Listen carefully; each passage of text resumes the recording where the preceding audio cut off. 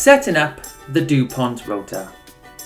The DuPont rota is a popular rota in manufacturing and lots of other shift industries.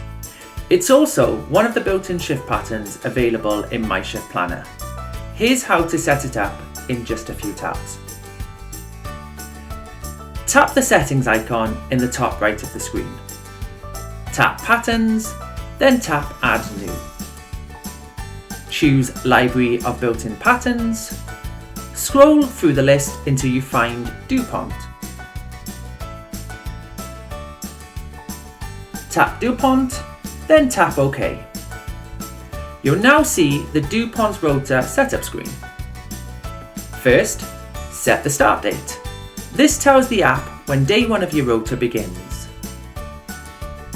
All built-in patterns can be edited.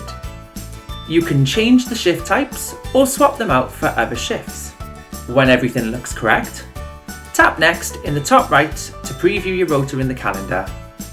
And if you're happy with it, then tap Save. And your DuPont rota will automatically fill in your calendar. And that's it.